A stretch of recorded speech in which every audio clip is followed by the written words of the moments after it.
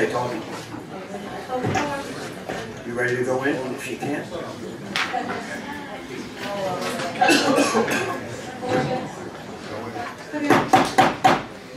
Good evening, everybody. Madam Clerk. This meeting is being held in accordance with the Open Public Meetings Act and JSA 10:4-6 at SEC, notice of which was sent to the record in the Star Ledger and was posted on the municipal bulletin board. Roll call, please. Councilmember Von Rudenberg. Here. Deputy Mayor Canestrino. Here. Councilmember Taglione. Here. Councilmember Carroll. Here. Mayor LaBrus. Here. Would everybody please rise for the flag salute?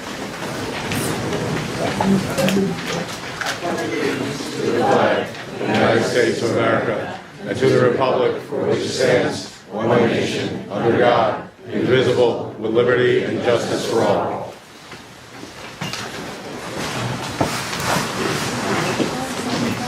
There are no proclamations or presentations this evening. I need a motion to approve the minutes of the December 19th, 2023 regular Dow and executive session. Is everyone here? Everybody. Okay. Councilmember Von Rudenberg. Deputy Mayor Canestrino. Councilmember Taglione. Aye. Councilmember Carroll. Aye. Mayor LaBrus. Aye. I hope your voice makes it. So I hope your voice makes it. As long as I don't try to sound like a city girl, we're fine. All right, with that, I'll turn it over to the city manager. Thank you, Mayor. My report, the Health Department, along with the Red Cross, is sponsoring a blood drive on Monday, January 29th, from 1 to 6 p.m. at the Civic Center. All are welcome to attend. The Hackensack video tour has launched on hackensack.org. Please take a moment to view the excellent display of our city and all that it has to offer. At this time, I'd like to introduce the Police Director, Mr. Ray Guidetti, for a presentation concerning the Hackensack Police Department.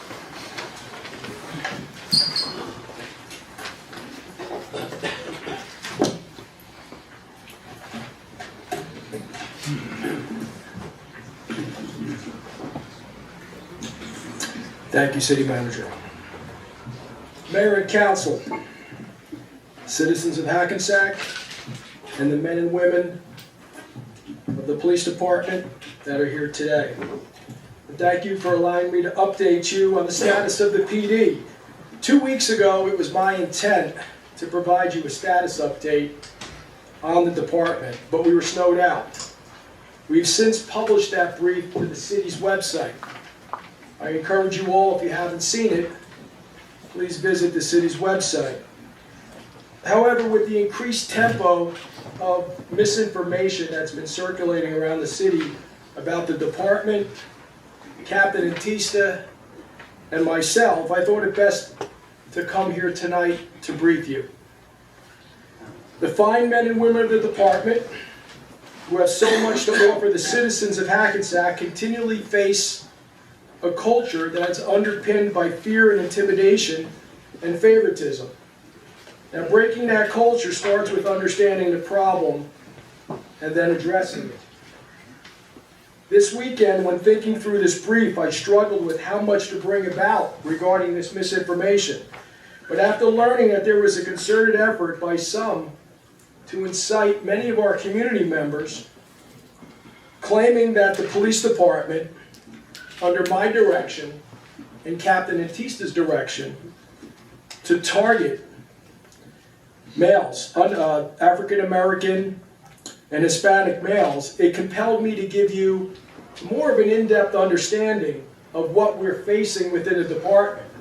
And to be clear, I've reported this hateful information to both the Bergen County Prosecutor's Office and the New Jersey Attorney General, because I believe it may violate our state's biased crime laws. Like you, I believe in the Hackensack Police Department. And I'm confident the vision to restore this department to premier status is in the future. Yet there are still entrenched interests who have chosen to resist change and foster internal dissension. Their actions and methods seem to reflect that they have put their personal interests ahead of organizational progress.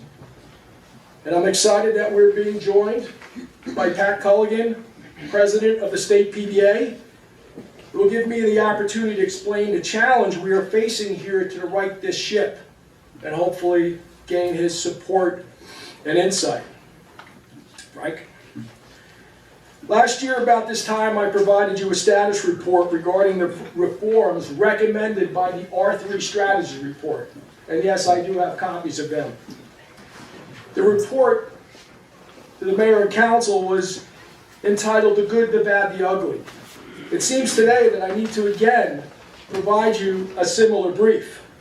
When I accepted the job of police director, I went into it truly believing that my experiences in a very large police department and the private sector could substantially aid in the reform efforts that you, the governing body, sought following the R3 Strategies report. And that report was published in June of 2022, June or July, well before my arrival. It was clear that the recommendations needed to restore the department back to the leadership of chief was evident, but that required significant reforms aimed at restoring command accountability, reforms as to how overtime and extra duty details were scheduled, and the reorganization of the department to become much more effective and efficient. However, in October of 2022, less than 2 months after I arrived at the PD, the Council for PBA 9A communicated directly to our city's Labor Council that the Superior Officers Association would conduct an all-out war to resist me, force me out, and return the department to the way things were. Now, in the months that followed, it has become increasingly apparent that no matter who the city decides to run the PD, whether a police chief or a director, they will be met with resistance if they choose to institute reforms and demand command accountability. Those nameless and faceless persons who operate in the shadows, who I call the old guard, favor the way things were when they were in charge of the best assignments, who received overtime and extra duty details, and unfortunately, who received discipline. Right? I still believe that I could aid substantially in reforming the PD to meet the expectations of the governing body, members of the PD and the public, but I must tell you that the road ahead is still wrought with challenges because of the desperate and increasing resistance of the old guard, who are very much concerned they're losing control. Yet today I'm proud to say that the men and women of this department have been successful in implementing many of the necessary reforms to meet best practices. With our recent hirings, and thank you for that, and the department should be thankful for that, we're at our highest personnel number since 2017. Thank you. We continue to bolster technological capabilities to assist with managing our workforce, analyzing our crime, and providing better tools to protect the community. And that also includes gaining a true understanding of the stats that are related to work performance. I must say I was shocked to learn that none of that was in place upon my arrival. And while we're making inroads to better understand our data, and we're not there yet, I actually find it quite interesting that my detractors, Captain Atista's detractors, believe they could use this same data against us. Now, despite these efforts, I must tell you that I find myself in the middle of two warring factions. One that wants to return to the way things were, and one that believes in the vision of change. These two factions are the most outspoken and continue to compete for the influence of a much larger group, those that aren't here tonight, that exist within the PD. This group is caught in the middle of a war and afraid to pick a side out of expressed fears of retaliation, to include the weaponization of internal affairs.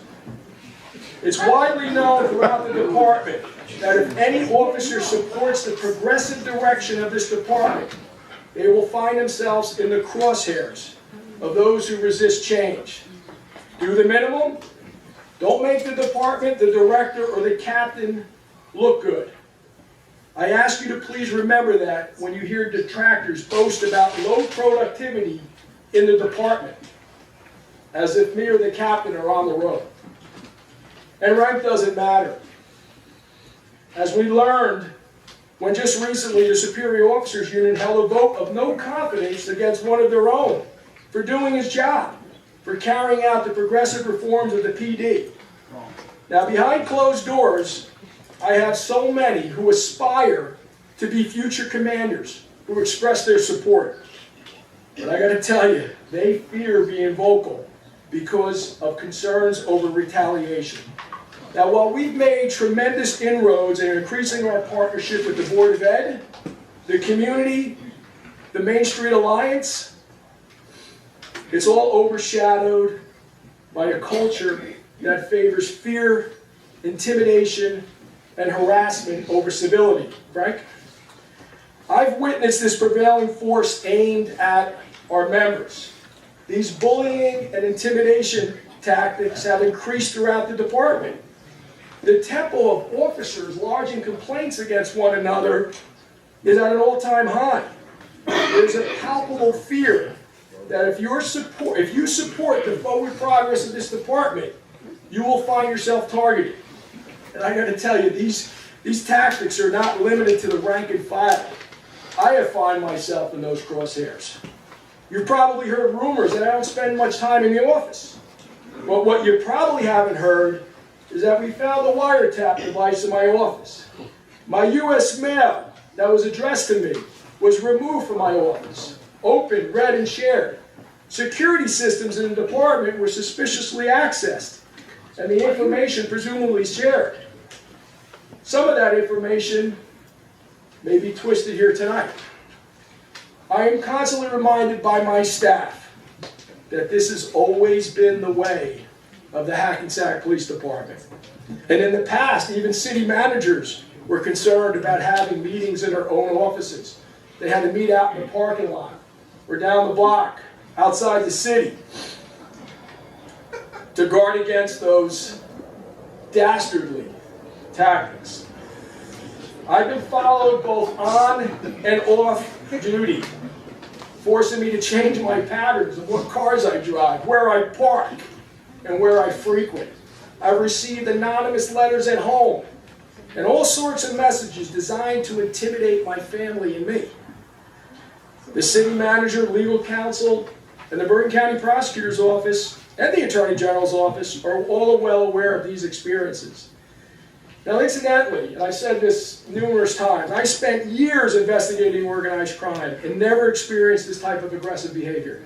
I know this is not the first time you've been told this about behavior. Guys, if we're not going to keep it quiet, you're going to stop this meeting for a while till you guarantee you're going to stay quiet. I can guarantee you when you guys are talking, no one up here is going to be cackling and laughing at you. All right? So either give him the respect he has at the podium and shut up, or leave. Right? Or I'm going to, if you're going to keep it up, you're going to get 3 chances. After that, we're going to close the meeting. Get 3 shots. So keep it up. Now, there's no doubt that these measures are all designed to squelch the progress we are making in favor of returning to a time when an in-group ruled the department and not rules and regulations. Now, the results of which have been revealed in the second audit that detailed the aberrant behavior that this department can never return to. And hopefully you've been looking at the screen about that behavior. We get more into it in our video. Frank? Yet not everything is bad. We've made substantial progress. The department exceeded its expectations in 2023 in terms of increasing its organizational capabilities. And at the risk of minimizing these accomplishments against any accomplishment against one another, I want to highlight some. And mainly, as discussed earlier, we are at the highest numbers since 2017 in personnel. For years, it seems that there was no attention directed at hiring personnel. It's not easy. Again, thank you for that. Secondly, we created a school threat assessment and crime reduction bureau to address a nationwide threat against schools. And recently, thank you, we received an accounting from the commander of how this Bureau is doing and the highlights of its accomplishments. And last week we sat down with the Superintendent of Board of Education and the School Safety Coordinator. And there is no light between us in terms of standing shoulder to shoulder. It's a great partnership. Thank you for that. We've established an Office of Community Outreach and Engagement to address the needs of our communities. From what I've been told, this department has not had an organized effort aimed at this important subject for many years. We've enhanced our body-worn camera capabilities to meet best practices in order to better demonstrate transparency to our community. And we've implemented a drone as a first responder and emergency services unit to bolster our response efforts. Now, each of these accomplishments listed here are at the result of dedicated and determined men and women in this department that saw the need to correct the problem or bolster a capability. Unfortunately, you've heard rumors about us doing away with the Juvenile Bureau, the Narcotics Bureau, and the slowdown in activity. And Captain Antista will speak about that shortly. Now, it's important to recognize these rumors are all designed to foster dissension both inside and outside the department. I can assure you that the organizational changes made within the department upon my arrival were all guided by the Anzalone report, shaped by best practices, and informed by the needs of this growing city, which requires us to rethink the way things work. Later again, I will call Captain Antista up to speak to that. Frank? Regrettably, as we push forward, there are still forces at work that refuse to adopt reform and best practices being implemented in the department. Instead, their goal seems to be to return to a time when accountability was absent and favoritism guided all departmental decisions, in particular, extra duty details and overtime. The city can never return to those days. Now, both audits, both the Anzalone report and the follow-up one, the precincts, both of which I have here, revealed the irregular practice of commanders and supervisors splitting their shifts to work extra duty details. This practice ran contrary to contractual agreements for members. Members are contractually supposed to be working 8 consecutive hours. Those audits demonstrate that didn't happen. Imagine if the city would split the shifts of its workforce, how disruptive that would be to the lives of its personnel. Yet this practice was being conducted and condoned by commanders and supervisors, which most importantly removed them from their core function during the time of day when they were needed the most, the workday. In many cases, over 200 times in 2.5 years, over a small group of audit principals, this split shifting practice would actually lead to overlapping shifts. And that's commonly called double dipping, because commanders and supervisors were being paid by the city for the same amount of time twice. Additionally, these ranking officers who made substantially more than their junior counterparts could in effect skip the line whenever they wanted details. Frank? Here are 2 highlights that the audits revealed in terms of misuse and abuse of extra duty details and overtime accrual. And what you're looking at is actually pulled from the audits. The names of the supervisors are removed. But for context purposes, look at the base salary, the overtime accrual in dollars, and extra duty accrual dollars. As I mentioned before, junior officers who make far less money than their senior counterparts also need extra duty income. Frank? While the application of overtime is fundamental to the function of a police department, extra duty details, on the other hand, are not. And thank you for allowing us to do that. However, we have now instituted policy and command oversight guidance to ensure both overtime and extra duty details are utilized without undermining the core mission of the police department, and done so in a way that makes fiscal sense. And this has happened around the state, even in Franklin Township, where the state PBA, President Colligan hails from, they, similar to us, adopted Jobs for Blue, a neutral third-party vendor to allow us to schedule details in a fair and transparent manner. Right? While some of these changes may be unpopular to some, they're fundamental for carrying out the mission, our mission, in an effective and efficient manner. And interestingly enough, our current extra duty detail program is extremely vibrant. We have a lot of officers working them. In fact, out of the 110 officers working them, there's only 14 commanders that are precluded from working extra duty details. Right? Like all policy decisions, it's foolish to think that everyone will be happy with the direction of change. As I mentioned earlier about entrenched interests, they really want to return to the way it was. And I really hope it's clear now to everyone in this brief that this is all squarely focused on one thing: the ability to generate extra income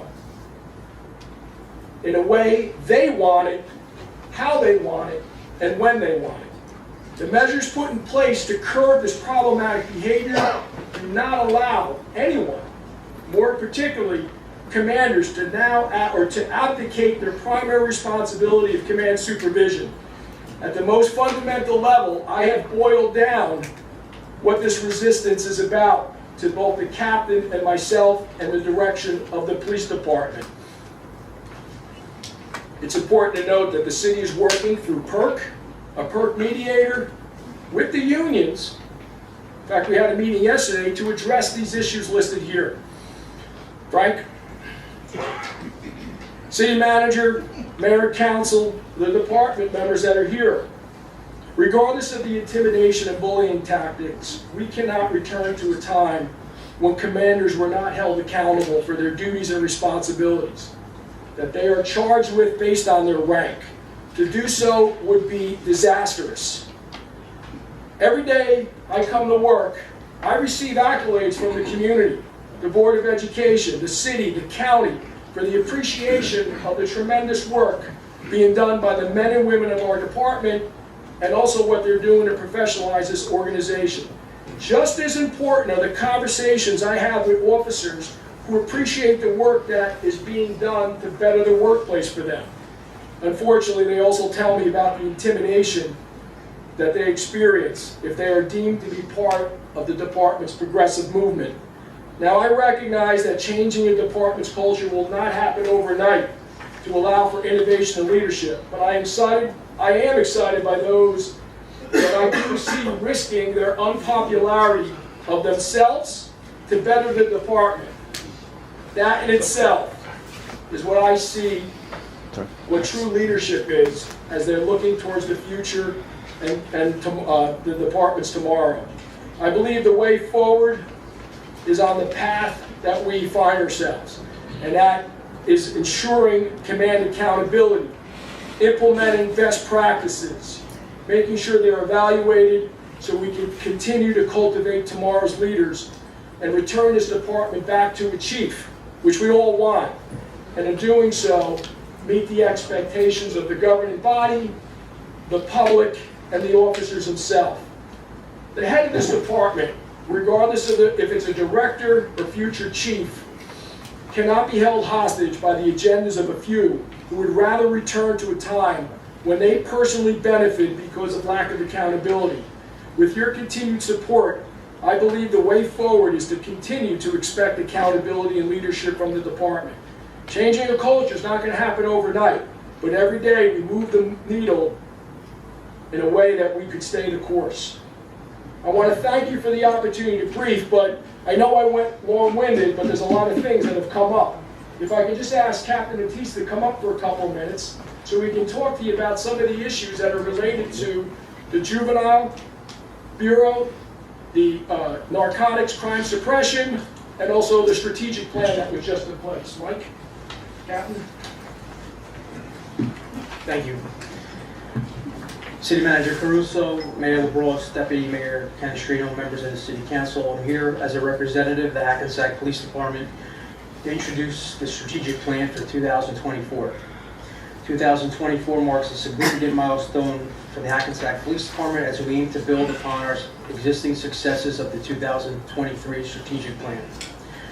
Our strategic plan encompasses a wide range of priorities, all designed with a focus to enhance the safety for our officers, and the security and quality of life for every resident and visitor in our city.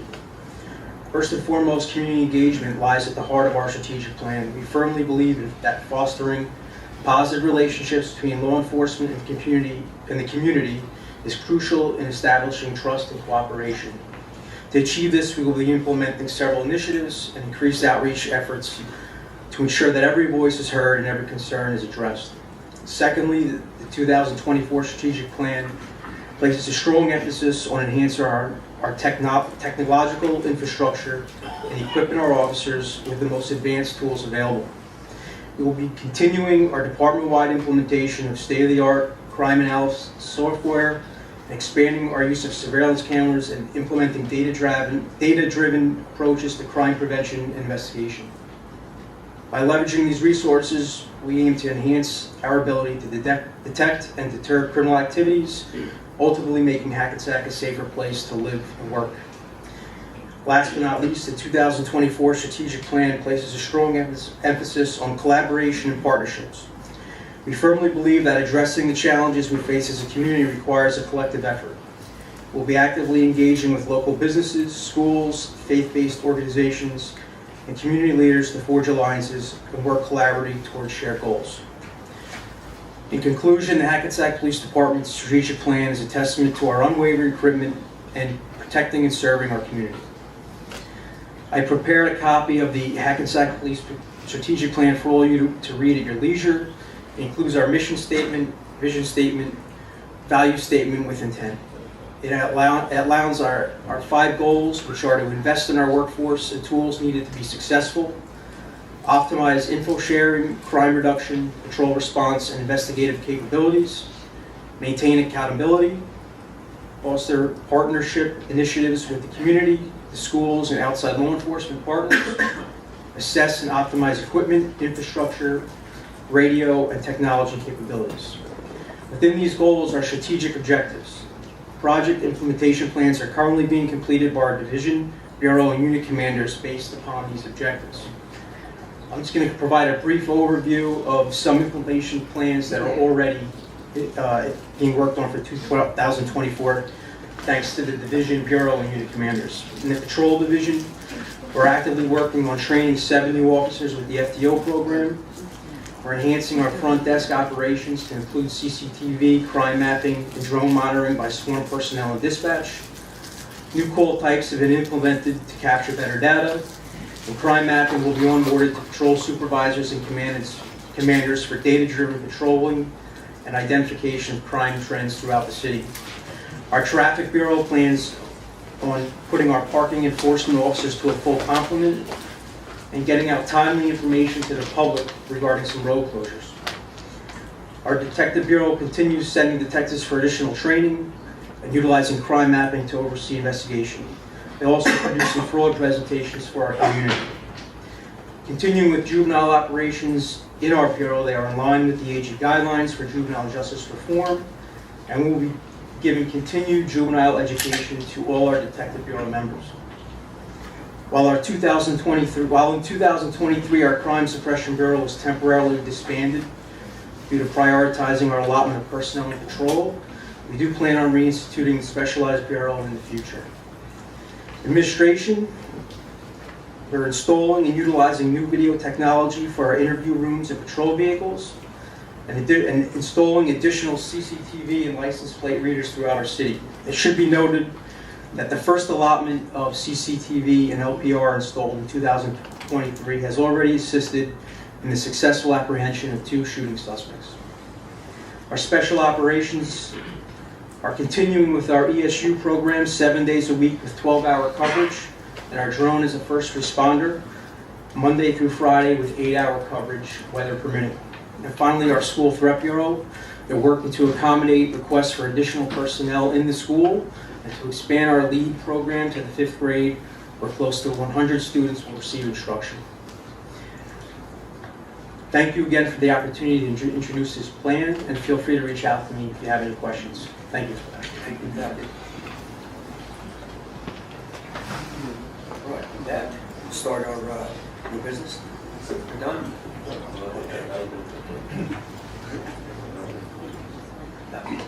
I'll make that.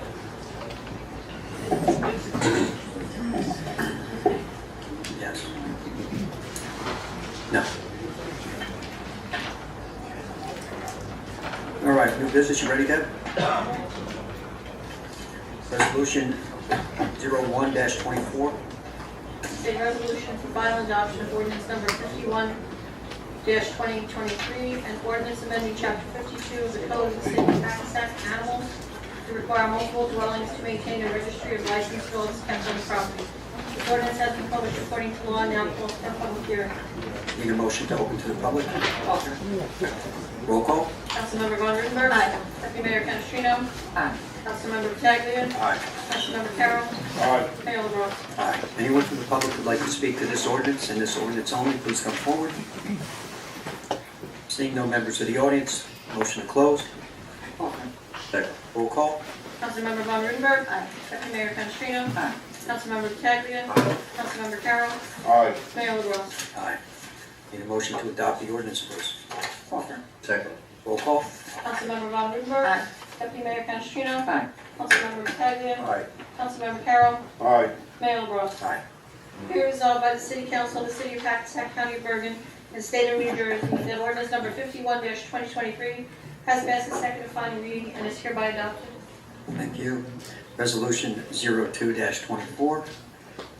This is a resolution for the introduction of ordinance number 1-2024 and ordinance amending chapter 148-8 of the Code of the City of Hackensack Parades regarding procedures for approval of parade applications and related requirements. Need a motion, please? Offer. Second.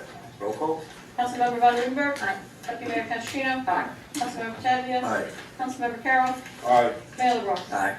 Be resolved that the above ordinance being ordinance 1-2024 as introduced is now passed on first reading, and the said ordinance shall be considered for final passage at a meeting to be held on February 6, 2024 at 8:00 p.m. or as soon thereafter as the matter can be reached at the regular meeting place of the City Council, and at such time and place all persons interested be given an opportunity to be heard concerning said ordinance, and that the city clerk be and she is hereby authorized and directed to publish said ordinance according to law with a notice of its introduction and passage on first reading, and of the time and place when and where said ordinance will be further considered for final passage. Thank you. Resolution 3-24. This is a resolution for the introduction of ordinance number 2-2024, and ordinance to amend chapter 170 of the Code of the City of Hackensack Vehicles and Traffic to add a new handicap parking space in section 49.2, parking for the handicapped on Washington Avenue. Need a motion, please? Roll call? Councilmember Von Rudenberg. Aye. Deputy Mayor Canestrino. Aye. Councilmember Pataglia. Aye. Councilmember Carroll. Aye. Mayor LaBrus. Aye. Be resolved that the above ordinance being ordinance 2-2024 as introduced is now passed on first reading, and the said ordinance shall be considered for final passage at a meeting to be held on February 6, 2024 at 8:00 p.m.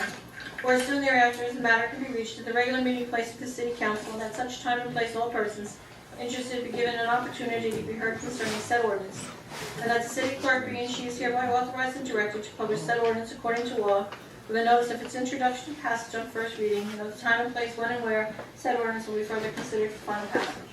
Thank you. Resolution, was that Resolution 4. Resolution 5-24? No, 4. Resolution 4-24, my bad, sorry. That's okay. This is a resolution of ordinance of 3-2024, an ordinance establishing a creative team for the city of Hackensack as part of sustainable Jersey efforts. Need a motion, please? Offer. Second. Roll call? Councilmember Von Rudenberg. Aye. Deputy Mayor Canestrino. Aye. Councilmember Pataglia. Aye. Councilmember Carroll. Aye. Mayor LaBrus. Aye. Be resolved that the above ordinance being ordinance 3-2024 as introduced is now passed on first reading, and the said ordinance shall be considered for final passage at a meeting to be held on February 6, 2024 at 8:00 p.m. or as soon thereafter as the matter can be reached at the regular meeting place of the City Council, and at such time and place all persons interested be given an opportunity to be heard concerning said ordinance, and that the city clerk be and she is hereby authorized and directed to publish said ordinance according to law with a notice of its introduction and passage on first reading, and of the time and place when and where said ordinance will be further considered for final passage. Thank you. Resolution 5-24. It's a resolution for the introduction of ordinance number 4-2024, a capital ordinance of the City of Hackensack authorizing certain capital improvements and acquisitions and appropriating $355,000 and providing that such sum, though appropriated, shall be raised from the fund balance of the general capital fund of the City of Hackensack. Motion, please. Offer. Second. Roll call? Councilmember Von Rudenberg. Aye. Deputy Mayor Canestrino? Aye. Councilmember Pataglia? Aye. Councilmember Carroll? Aye. Mayor LaBrus? Aye. Be it resolved that the above ordinance being ordinance 4-2024, as introduced, is now passed on first reading, and the said ordinance shall be considered for final passage at a meeting to be held on February 6, 2024, at 8:00 p.m., or as soon thereafter as the matter can be reached at the regular meeting place of the City Council, and at such time and place all persons interested be given an opportunity to be heard concerning said ordinance, and that the city clerk being she is hereby authorized and directed to publish said ordinance according to law with notice of its introduction and passage on first reading, and of the time and place when and where said ordinance will be further considered for final passage. Resolution 6-24.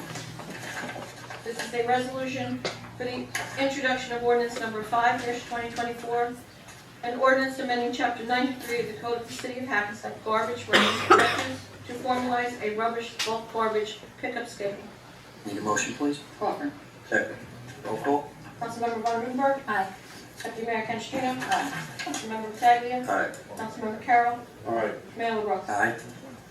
Be it resolved that the above ordinance being ordinance 5-2024 as introduced is now passed on first reading, and that said ordinance shall be considered for final passage at a meeting to be held on February 6, 2024 at 8:00 p.m., or as soon thereafter as the matter can be reached at the regular meeting place of the City Council, and at such time and place all persons interested be given an opportunity to be heard concerning said ordinance, and that the city clerk be and she is hereby authorized and directed to publish said ordinance according to law with the notice of its introduction and passage on first reading, and of the time and place when and where said ordinance will be further considered for final passage. Thank you. Resolution 7-24. This is a resolution authorizing tax refunds for state board judgments, duplicate payments, and veterans exemptions. Need a motion, please? Offer. Second. Councilmember Von Rudenberg. Aye. Deputy Mayor Canestrino. Aye. Councilmember Pataglia. Aye. Councilmember Carroll. Aye. Mayor LaBrus. Aye. Resolution 8-24. It's a resolution authorizing tax refunds for overpayments and duplicate payments. Need a motion? Offer. Second. Roll call? Councilmember Von Rudenberg. Aye. Deputy Mayor Canestrino. Aye. Councilmember Pataglia. Aye. Councilmember Carroll. Aye. Mayor LaBrus. Aye. Resolution 9-24. It's a resolution authorizing transfer of the 2023 budget appropriations. Need a motion? Offer. Second. Roll call? Councilmember Von Rudenberg. Aye. Deputy Mayor Canestrino. Aye. Councilmember Pataglia. Aye. Councilmember Carroll. Aye. Mayor LaBrus. Aye. Resolution 10-24. It's a resolution adopting the City of Hackensack surplus policy for fiscal 2024. Need a motion? Offer. Second. Roll call? Councilmember Von Rudenberg. Aye. Deputy Mayor Canestrino. Aye. Councilmember Pataglia. Aye. Councilmember Carroll. Aye. Mayor LaBrus. Aye. Resolution 11-24. Authorization for the adoption of a cash management plan, including designation of approved depositories. Need a motion, please? Offer. Second. Roll call? Councilmember Von Rudenberg. Aye. Deputy Mayor Canestrino. Aye. Councilmember Pataglia. Aye. Councilmember Carroll. Aye. Mayor LaBrus. Aye. Resolution 12-24. It's a resolution authorizing approval of petty cash fund. Need a motion? Offer. Second. Roll call? Councilmember Von Rudenberg. Aye. Deputy Mayor Canestrino. Aye. Councilmember Pataglia. Aye. Councilmember Carroll. Aye. Mayor LaBrus. Aye. Resolution 13-24. A resolution authorizing 2024 temporary budget. Need a motion, please? Offer. Second. Roll call? Councilmember Von Rudenberg. Aye. Deputy Mayor Canestrino. Aye. Councilmember Pataglia. Aye. Councilmember Carroll. Mayor LaBrus. Aye. Resolution 14-24.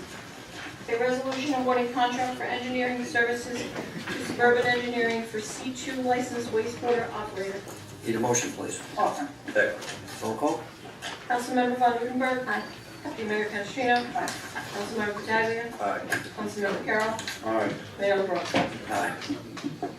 Resolution 15-24.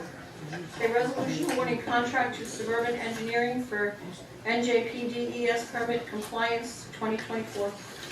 Need a motion? Offer. Second. Roll call? Councilmember Von Rudenberg. Aye. Deputy Mayor Canestrino. Aye. Councilmember Pataglia. Aye. Councilmember Carroll. Aye. Mayor LaBrus. Aye. Resolution 16-24. A resolution awarding contract for the LSRP Engineering Services to Suburban Engineering Fire Headquarters Remediation NJDEP technical requirements. Need a motion, please? Offer. Second. Roll call? Councilmember Councilmember Von Rudenberg. Aye. Deputy Mayor Canestrino. Aye. Councilmember Pataglia. Aye. Councilmember Carroll. Aye. Mayor LaBrus. Aye. Resolution 18-24, No, 17. I'm sorry, 17-24. Resolution awarding change order number 1 to Suburban Engineering for engineering services, fire headquarters remediation construction phase. Need a motion?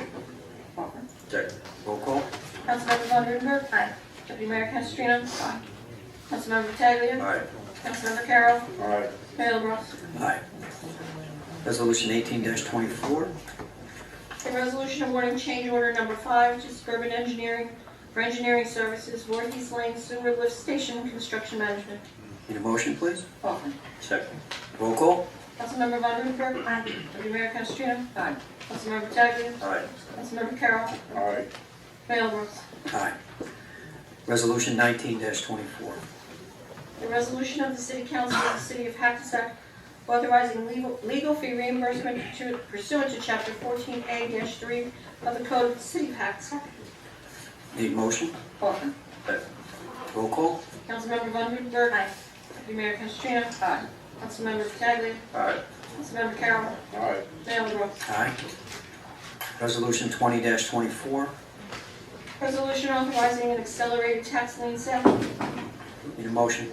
Offer. Roll call? Councilmember Von Rudenberg. Aye. Deputy Mayor Canestrino. Aye.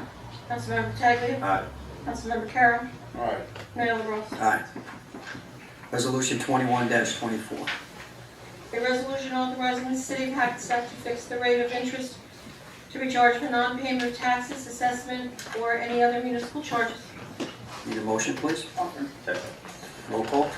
Councilmember Von Rudenberg. Aye. Deputy Mayor Canestrino. Aye. Councilmember Pataglia. Aye.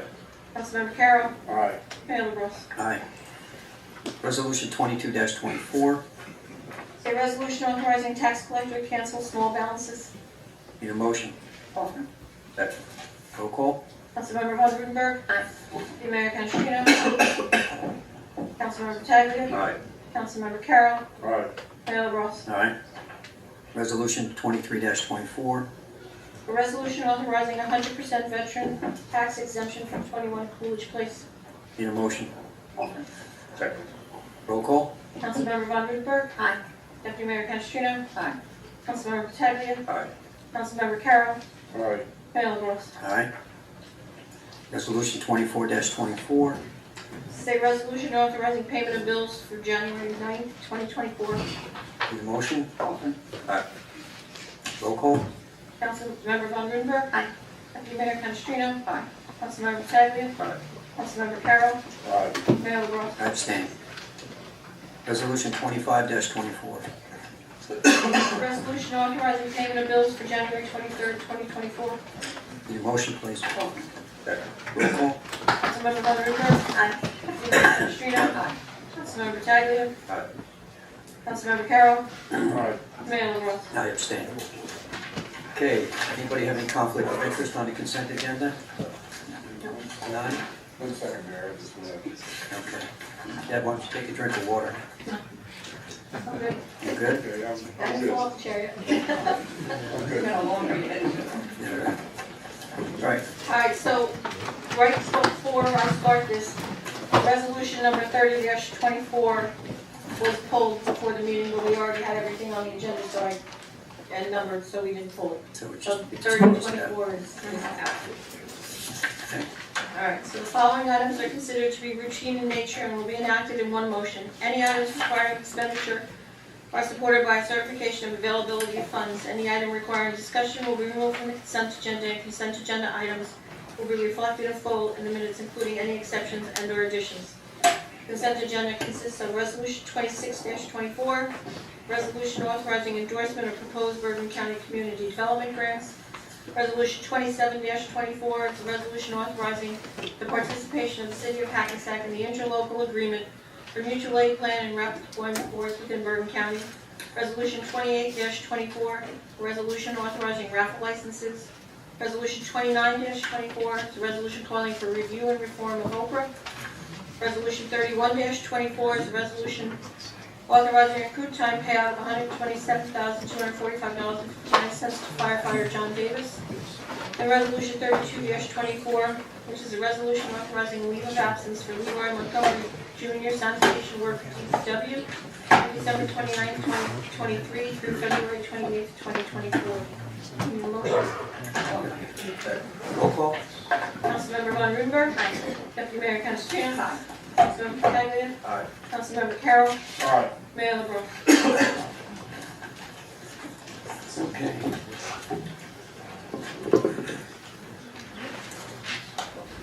Before we open to the public, I just want to make some things clear. We're going to have a civil meeting here. We're not going to tolerate yelling from the audience from either, let's call it either side, whatever you want to call it. We're here to listen to you, everybody, because the amount of people we have, it's a 3-minute limit, that's what we stay to. We're going to keep it very strict tonight on that 3 minutes, because obviously a lot of people are going to talk. So with that, I need a motion to open to the public, please. Offer. Second. Roll call. Councilmember Von Rudenberg. Mayor Canestrino. Councilmember Pataglia. Councilmember Carroll. Aye. Mayor LaBrus. Aye. So first member of the public, please. When the 3 minutes is up. When a minute is up, let's keep your eye as you're reading on your time. I'll let someone finish. Mayor, Council, I guess I have a new name. I guess I'm the old guard. I can assure you that none of the officers here behind me were bullied to being here. They're all here on their own free will. The city has recently disseminated articles containing misleading information. The Hackensack Police Department has been without a chief since 2013, and in the past 11 years, the mayor and council have appointed 3 civilian police directors and 7 different officers in charge. Despite assurances from this governing body that each director was tasked with grooming and coaching the next chief of police, not one has done this. When Director Guidetti was hired, he made the following quote to the Bergen Record: "We definitely aspire to have a chief from within the ranks. It's the right thing to do. And it gives younger officers the opportunity to walk in the door knowing someday they could be running this organization." I'm here to steer that process.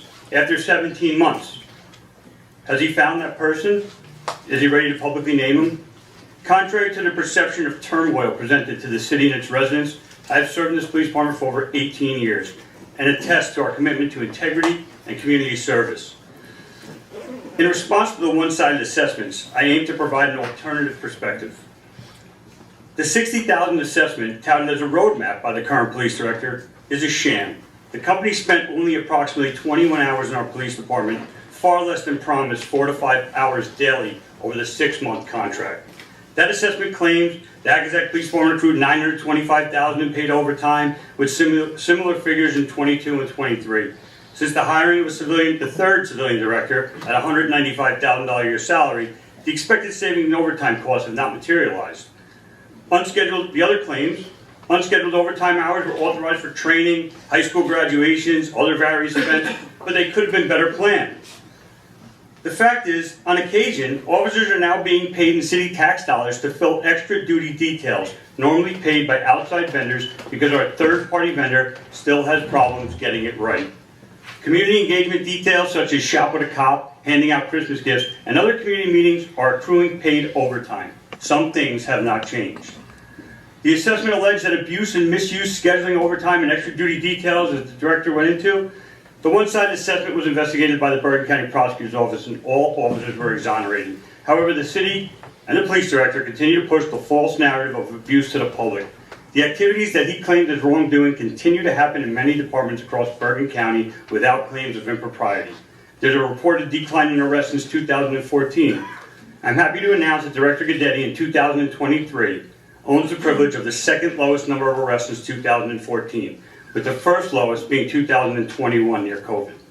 The assessment criticizes duplication of services and recommends that our proactive narcotics unit be eliminated. The record did eliminate the narcotics unit, which was named the top unit in the state in 2021. This comes at a time when overdoses continue to rise. He created an emergency services unit, which I believe is a duplication of service. Part of their responsibilities are to patrol the mall, hospital, and houses of worship. The county has 2 SWAT trucks on the road 7 days a week for emergencies. I'd like to hand off, feel free.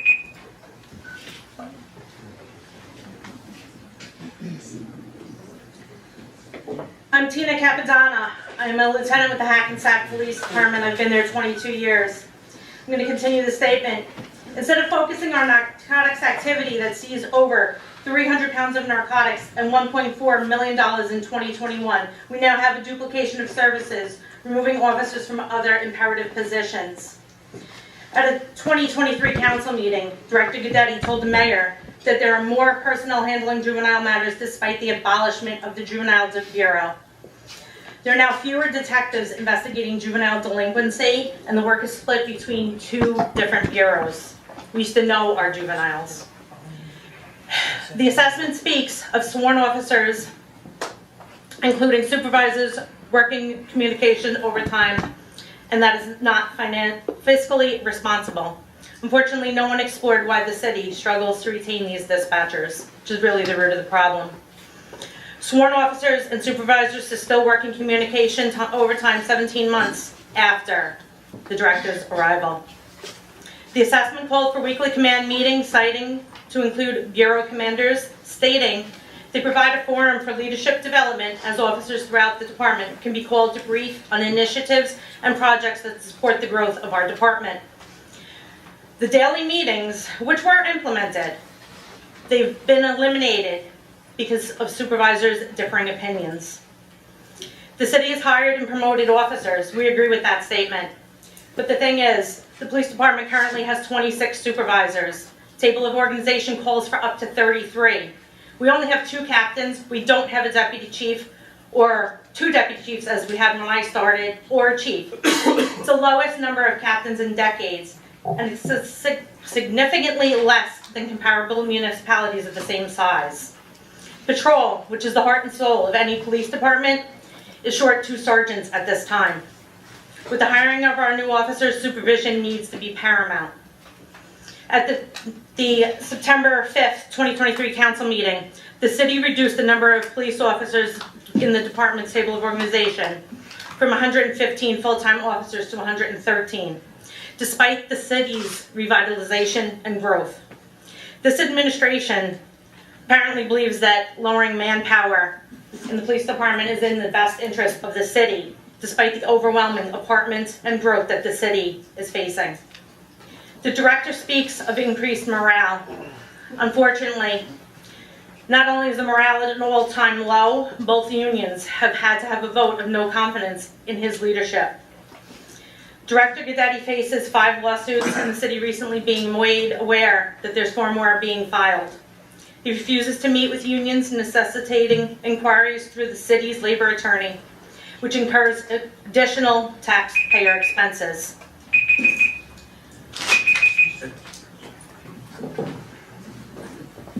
Thank you.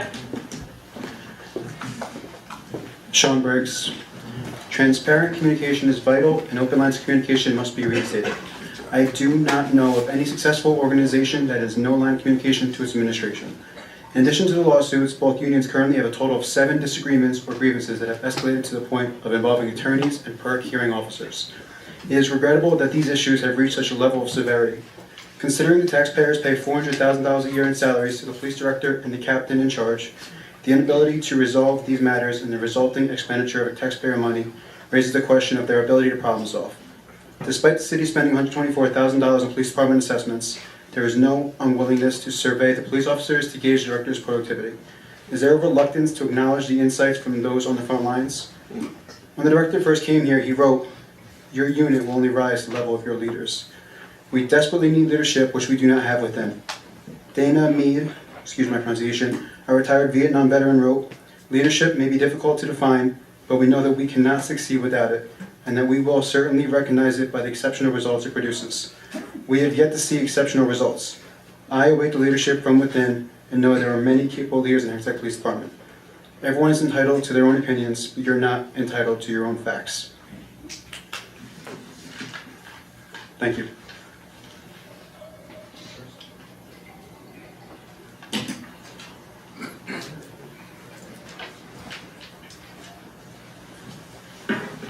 Good evening, Reverend Carolyn Davis, citizen of Hackensack for 75 years. Every organization has its issues, but tonight I stand in support of the officers of the Hackensack Police Department. They were a great support to me and my husband during the hardest years of my life. They understood he had a medical problem after a serious job injury, and promised they would make sure they would look after him. They gave me a great sense of peace. I will always be grateful to them for that. I'll never forget the day of my husband's death. The police officer who kneeled beside me quietly gave me words of comfort and offered to drive me to the hospital following the ambulance. I will never forget him for that, and so much support during the day of his funeral. I've watched some of them talk a mentally disturbed person down who was using all types of foul language, and 5 officers quietly and patiently spoke to him and diffused the situation until he willingly walked to an ambulance with one of them. It was outside of my church. This is real policing, connecting with the community and not just making arrests, but building community relationships. Every chief of police we have had that I wanted to have a conversation with, as a tax-paying private citizen and representative of my church, I was able to. Not one of them had a problem with that. They took 30 minutes out of their time. Director Guidetti, I have tried on many occasions to have a meeting with him, but he's tried everything possible not to have that meeting, sending someone in his place. The New Jersey State Police, of which he was a part of and held a high rank, has a long history of racism against black and brown citizens, and even black officers in their own department. The Attorney General's office formed a panel to review the promotional process in the state police. Director Guidetti co-wrote an article in 2000 in which he argued that blacks and Hispanics dominated the cocaine market, and drug interdiction should take race and ethnicity into account. This article came just 2 years after in 1998, state troop was shot more than 11 times and seriously wounded a group of young, unarmed black and Hispanic men on a traffic stop on the New Jersey Turnpike. I personally know the gut-wrenching feeling of having your son being arrested, not here in Hackensack, in a neighboring town, and what it's like to see them carted off to jail for nonsense. That's a gut-wrenching feeling. At one time I asked you, Mayor LaBrosse, about your not appointing someone to a committee. Your reply to me was, why would I appoint someone who does not share my vision for this town? We had that conversation because somebody wanted me in a committee and they didn't agree with your views. That's what you said to me. This is not a witch hunt. I'm really, really frightened by this. This is a city where the police are making efforts to build relationships with the people of their community. A city with this large population of black and brown citizens does not need to be led by someone who believes racial profiling is okay. MLK said there comes a time when silence is betrayal. I cannot be silent about this. So my question to you tonight, Mayor, as a citizen of this community, do you agree with his beliefs?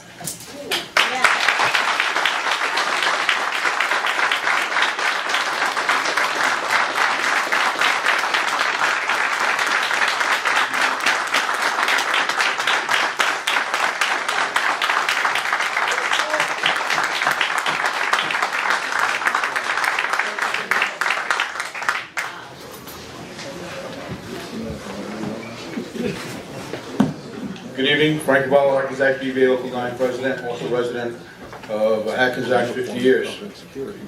My goal tonight is to open the eyes of the residents, you, Mr. LaBrosse, and your council to what is transpiring within the Hackensack Police Department. Director Guidetti speaks of big changes made to the operations of the police department. Unfortunately, his changes did not include the community or its leaders, nor did it include the quality of life of the city residents. The forward progress the director talks about must include the members of the community or it will fail. This concept is something new to the director. He was a trooper. He comes from a different method of policing. Recently, I have come to learn that members of the community have reached out to the director and apparently he has not made himself accessible to them. Sadly, I'm not surprised. He is not one of us. He is not familiar with the different types of residents who make up our wonderful city, and most people are not comfortable associating with those people who are different from them. The director has implemented new technologies in the efforts to create the police department of the future. Most of these technologies do not fall in line with the needs of our city. He has ignored the criminal element that currently exists within our city. The Narcotics Bureau was dismantled, and although we may not like to admit it, narcotics do exist in our city. If left ignored, it will lead to more crime. Also, if ignored, it will only leave our children susceptible to problems that accompany narcotics. Speaking of our children, the director has also dismantled its youth division. I cannot begin to start to tell you how they may negatively affect our children. The director continuously brings up studies that were conducted that accuses officers of partaking in criminal acts to work extradition details. But never once has he mentioned that the accused were all exonerated of all charges. This is just one example of how he uses misleading information to make himself look good. It appears that every decision the director makes is done only so he can paint himself in a higher light, regardless if those changes were actually beneficial to the city. I could stand here and take apart every misleading statement that the director has put out since he's come to our department, but I am limited to 3 minutes, and that's not nearly enough time. Mayor LaBrose, I hope you take some of this information and reach out to us, the officers of the department, the administration, and when you're ready to hear the truth about the director, you can come talk to us. Also, the meeting that we had yesterday was not a productive one with the city. You know, he is also trying to mislead everyone, seeing that he was working with us. Once again, that was a meeting that was necessary, not voluntarily made. Anyway, that's all I got.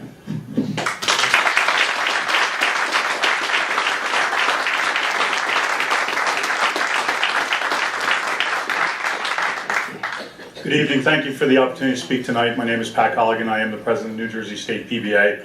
Represent over 32,000 members in all 21 counties, representing almost 400 different law enforcement agencies. In my travels around the state over the last 10 years as PBA president, it's very rare to see a high morale department when it's under the auspices of a director. Yes, as the director pointed out, my own agency right now has a director. We know it's an interim spot for some issues that we had, but there's a clear path to having a chief there, which I don't see here. The other difference is our lines of communications with our director are extraordinary.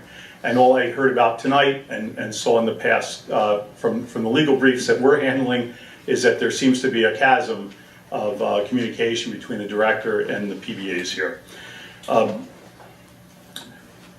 You've not had a chief in over 10 years, as was already discussed. Your officers, as I said, deserve a clear path, a clear direction that a chief will eventually be put in charge here.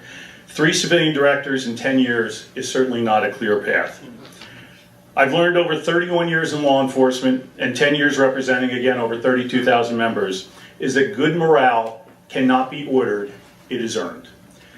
Chief, you spent over 26 years in law enforcement. I hope when you go into executive session tonight, I hope the council and mayor takes the time to question you on the importance of a chief in an agency and what that does to morale. Again, this has gone on too long. 3rd time's not a charm. It's time to work on getting a chief here in Hackensack. Thank you for your time.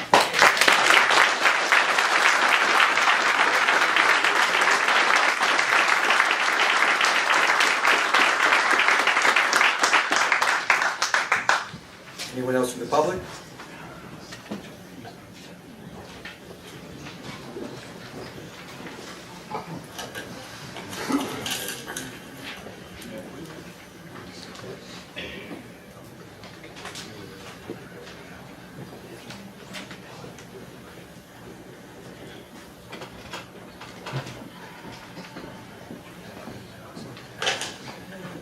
Justin Mignona, President, Hackensack Local Firefighters 2081.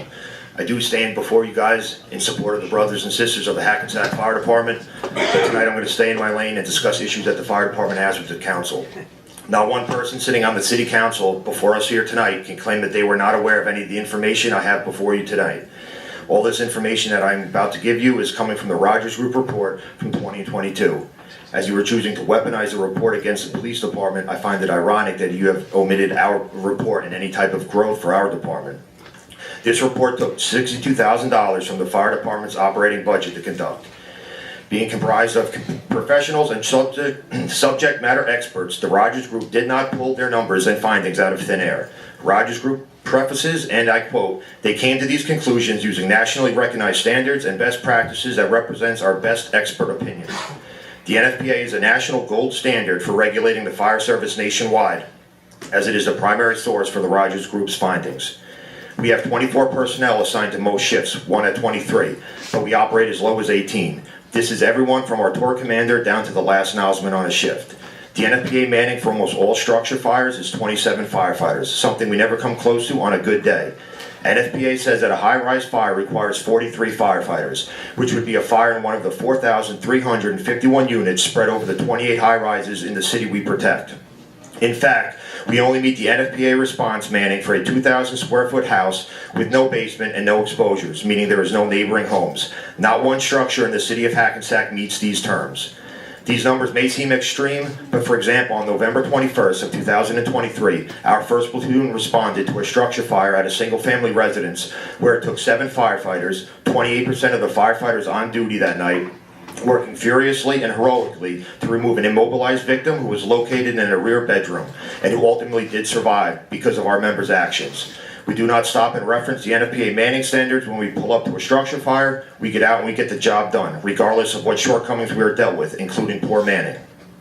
The city incurred a 7% increase in its population from 2010 to 2020, which predominantly does not account for the 5,467 new residential units that have been added since then in 2020.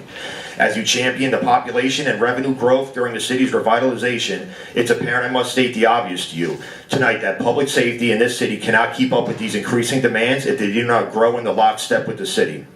We work and live out of a glorified garage. As we know, our firehouse is not to be considered a Four Seasons, but the Four Seasons that do exist in our firehouse is our problem. We work 24 hours a day exposed to continuous leaks of rain and snow that only further the mold and rot inside these fire stations. Mechanical systems so unreliable that plug-in heaters are required to keep the apparatus floor warm so that the water in the fire engines does not freeze. 2 firehouses have required significant structural attention due to the floors above buckling and crumbling into the basement as they are supported by rusted and rotted out structural beams. 2 of the 4 houses are deemed functionally obsolete, and headquarters has oil byproducts pumped out from under the apparatus floor for the past several years and counting. The city sat on the DEP's requirement to mitigate this condition for 20 years and only addressed it when the deadline hit 2 years ago. We have lived and worked on top of this environmental calamity for 4 decades. You could hand off to another firefighter if you want.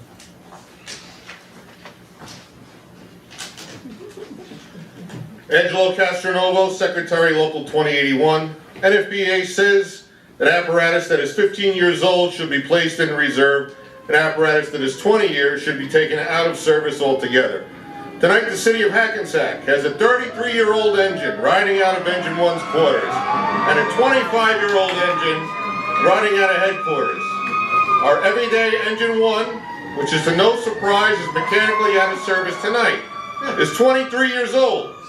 Out of the 9 pieces of apparatus that comprise our fleet, 2 out of the 9, that's only 22% of our fleet, meets the NFPA reserve replacement dates. I'll leave you with one last Rogers Group quote from page 4. It's good, so I'll wait for the guys to pass. Which we feel accurately represents the resolve and professionalism of our fire department members. While we made many recommendations, they should not detract from the overall excellent service that is being delivered by members of the Hackensack Fire Department.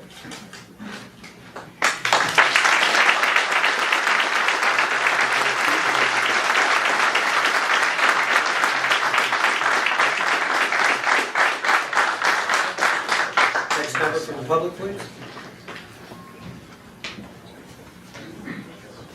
Good evening, I'm Paul Nichols. Happy New Year. I'm on the Stigma-Free Committee and Bergen County's Professional Advisory Committee and some other committees. And throughout the years, mental health has grown to be more and more important, as you know. And from what I'm seeing is, you know, we've always had the police chief or director come and sit in with us and get involved with some of our things that we did, and well, it just seems like things are getting really, I know things are stressful all over, and you know, you built up the sewers and you're building up everything else, but you got to build up fire departments, police departments, and everything like that. Because I hate to say it, but New Jersey, and I hate this term, but unfortunately it's true, Jersey is becoming very woke. And I say that from a mental health perspective because, you know, helping people get help doesn't always mean watching them die on the streets or doing this and doing that. And the cops and the fire department, ambulance, all that has to be up there. I would say higher than the sewers, you know, more than the sewers and all that kind of stuff. Because I mean, it's a necessity. The hospital, since the psych ward's been opened up, I've heard that it's been used a lot more lately. And mental health. I mean, people do not have time to sit on the phone with 262 help, or when we have a lot of homeless in town because this is the hub, and we don't have a lot of, you know, they don't have a lot of time to sit with 211 for the homeless, and I know they're building a rapport with the shelter, but I mean, time. They don't have that kind of time. Nobody does. So I think that more focus. And you know what? I'm just going to skip around here. But one thing I noticed right away was the website got confusing, and we used to have a community engagement division. We had officers that used to house homeless, and I'm not going to mention their name because I don't want to embarrass them. But you know, people were able to take their time and do things. And I'm not saying they're not doing their job now, but it makes it a lot harder. So it's very imperative that we take care of the first responders. And by the way, I hate to end on a bad note, but I just heard that the sheriff of Passaic passed away, committed suicide. So I don't know if that was confirmed or what, but we need to focus on mental health and taking care of them. Thank you.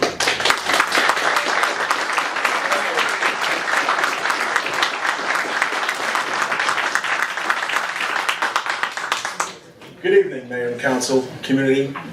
My name is Simeon Cumberbatch. I'm a resident of this community since 1989. I'm a retired police captain from Hoboken. I've worked for Port Authority also, and also worked as a personnel director for this city. And I'm standing here in support of my police department. I stand with them, I stand beside them.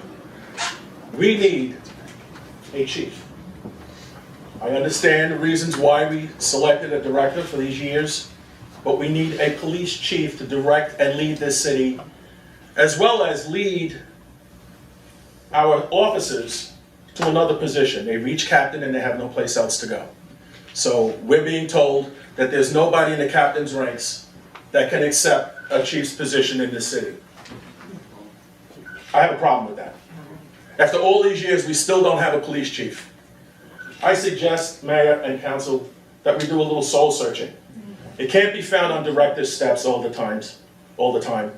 We have to seek from our own, who take care of our own, who know our own. Thank you.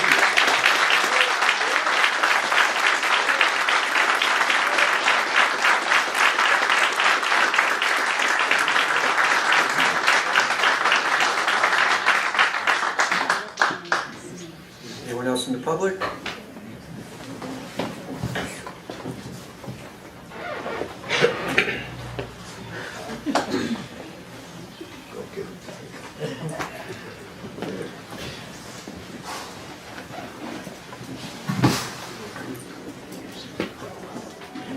Good evening, Deborah Keeling-Geddes, Hackensack. I read somewhere during the week that the access to the surveillance cameras in the police department has been limited by the director to only a certain few officers. As a taxpayer, I would like to know if this is true, because in this crazy day and age, this seems very counterproductive to the safety of everyone. Can someone please corroborate or dispel what I heard? True. It's true. Is the council aware of this? I'm not in the police department, I'm sorry. Okay. All right, well, if you can look into this, I'd appreciate it. Thank you. You're letting us know, and then we will. Thank you.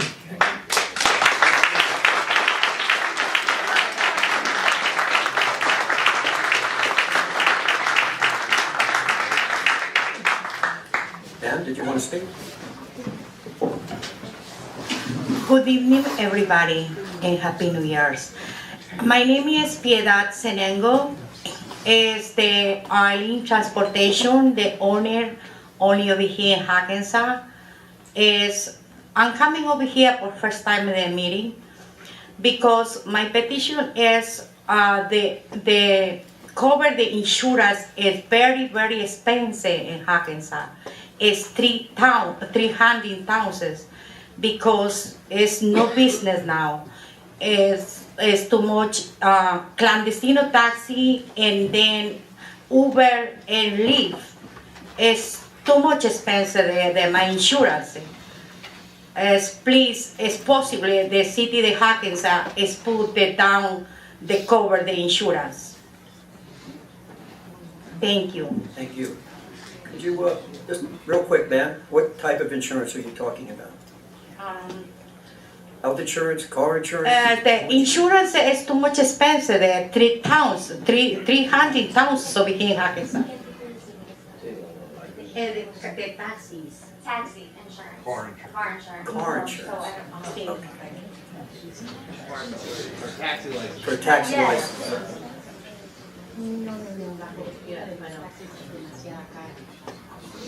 The coverage for the taxi. So insurance for taxis, is that Ubers or taxis?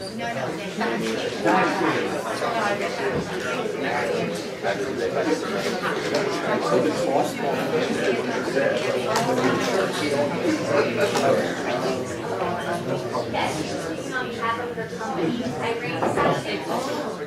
All right, thank you. Anyone else from the public? Motion to close? Roll call? Councilmember Von Rudenberg. Aye. Deputy Mayor Canestrino. Aye. Councilmember Pataglia. Aye. Councilmember Carroll. Aye. Mayor LaBrus. Aye. Good evening, Steph? everyone. Yep. Good evening, everyone. Thanks for coming out, and we hear your concerns, and we appreciate your concerns. As a governing body, we have an obligation to review processes, and when we do that, there's decisions involved that are not always easy decisions and involve change and things that are not always the easy route.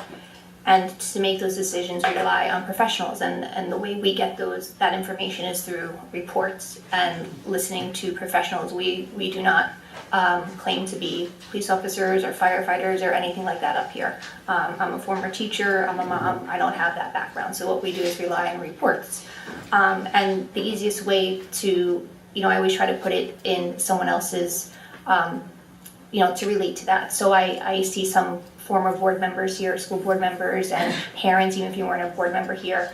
If you had someone, you're responsible on a board, or you're a parent of kids in school, and you have a report in front of you, and it's showing you things that you feel, and they're saying that the things in this report would make things better for your child, the students in the school, that they would be safer, that their academic day they would get more academic instruction out of the day, that it would, incur a little bit of change, but these are things that we strive for our students in the school. It would be a no-brainer. You would say, yes, of course, I support these changes.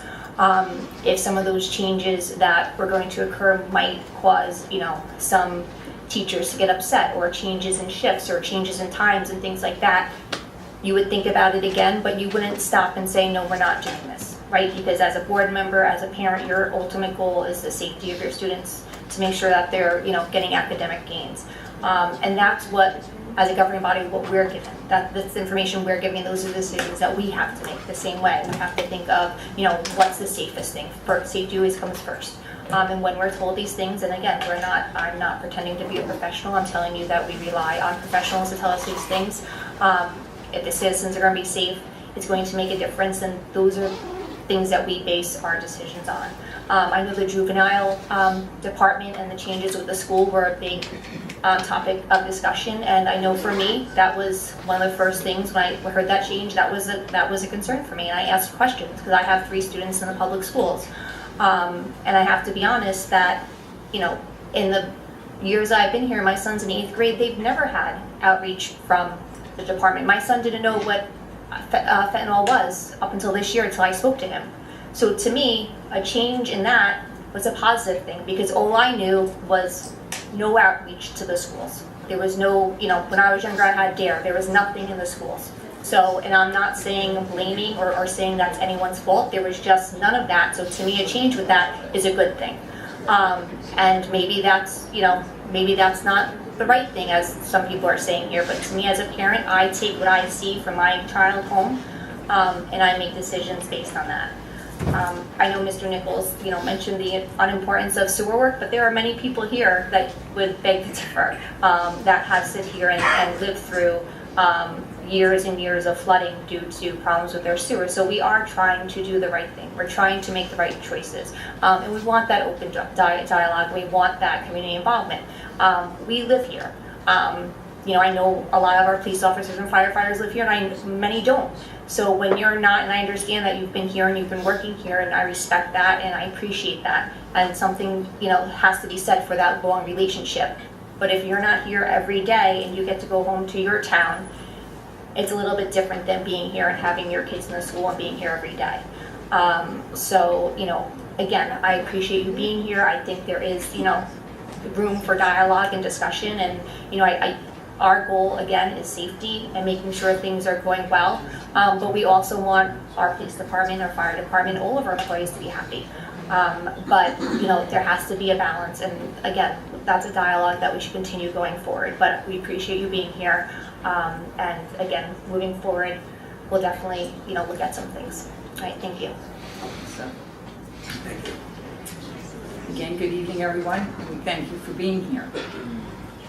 As a council, we all found the results of these audits to be extremely troubling. And it's our responsibility to you folks, to the folks that live here, to the folks that are in our police department, to the folks that work and live in our city. Change, even when change is a positive thing, change can cause anxiety, change can be difficult to accept, change can be very difficult to implement. But we must take responsibility for initiating change when it is brought to the attention of the city, when it is done by an independent organization, and when there are things pointed out with data to support what was some of the activities that were going on within the city. One of the major findings in the report was lack of adequate supervision at many times.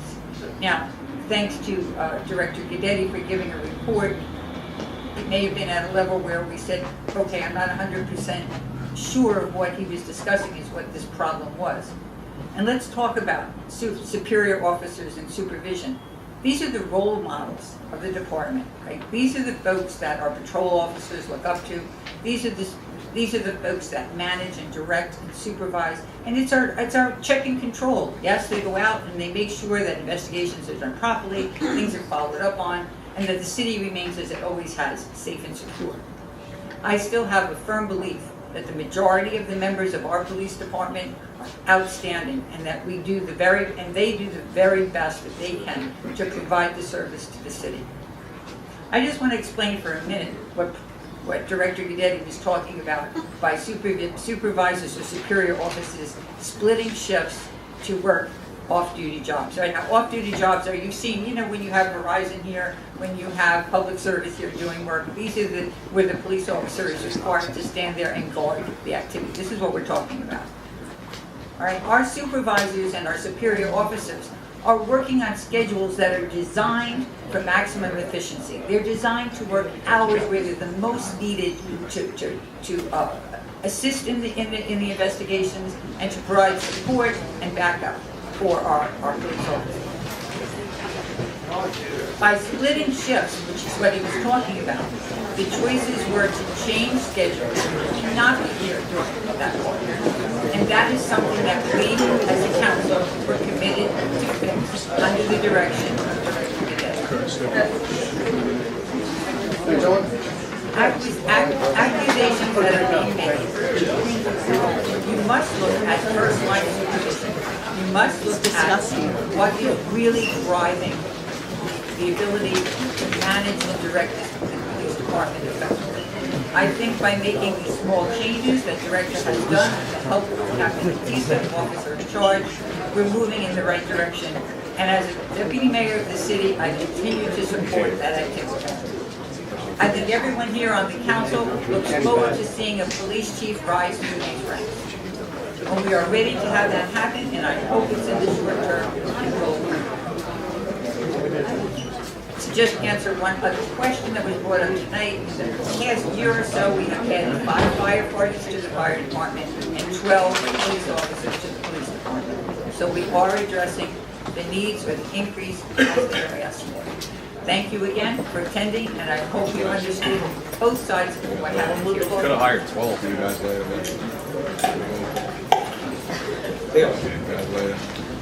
Well, as a resident of the city for over 45 years and being the city council for 10 years, I went through many administrations before, you know, chief of police officers and fire department and all that. Yes. To me, the changes that police director is implementing is the right thing to do, and the result they're going to be maybe accomplished in the next few months.